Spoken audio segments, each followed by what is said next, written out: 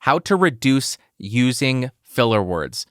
I have a video about this on this podcast channel. It's an FAQ video, I think. But my suggestion is edit every single one of those filler words out until you develop this extremely negative association with the use of that word. I used to say a lot. I used to say like a lot.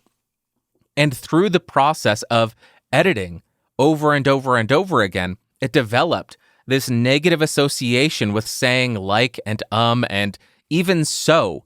I try not to say so when I am transitioning between different sentences and different topics and different situations. I try not to say, so what we're talking about next. I don't like doing that. I still do, but I try not to do it. Another way I would recommend removing filler words from your vocabulary is through practice. Don't just jump on microphone when you're going to stream, when you're recording a video for your YouTube channel, or when you're recording your podcast. That's like showing up to a baseball game on game day and never practicing. The way that I approached this is I had a portable recorder set up with an XLR microphone connected at all times, and I tried to record every single day for a 2-year period. I didn't record every single day. That's an impossibility. I would screw up and miss days all the time. Maybe 250 days out of the year, I would record 5 to 10 minutes talking into a microphone. And I would actively be focusing on those filler words that I didn't want to say, and also focusing on my speaking technique, and also trying to become more comfortable on the microphone. And then I would go back a month later, maybe a couple weeks later, listen back to what I had said, how I sounded, what words I was using that I didn't want to use anymore. And over a 2-year period, I believe that I improved quite drastically in my ability to speak on microphone in terms of the tone of my voice. The decrease in the strain in my vocal cords was a huge one.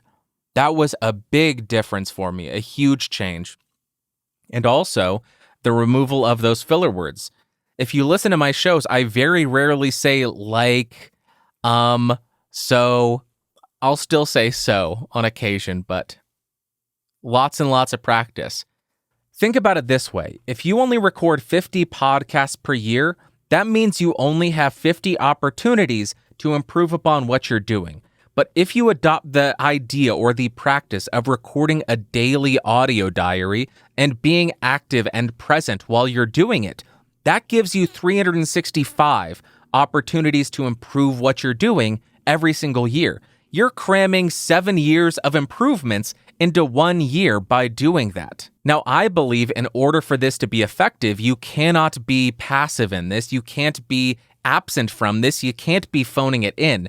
You need to be in the correct mindset. You need to sit down and focus on how you're speaking, what you're speaking, listen back to it, find those filler words that you don't want, and then the next time that you record, focus on excluding those. I did about 500 of these recordings, and it really helped me in terms of being spontaneous on my podcast, in terms of removing filler words from my podcast, in terms of being okay sitting there thinking for a second while I am trying to determine what I'm going to say next. What am I going to think of next? What am I going to say next? Silence is okay, I guess. I don't need to fill every single space with, it's okay to have a bit of silence. Silence is fine, yo. Silence is fine, yo. And if you don't want to sound like some Southern California beach bum, so what? Yeah. If you don't want to sound like that, practice. Practice is going to help you achieve that. That's what I would recommend. I hope that wasn't completely off base.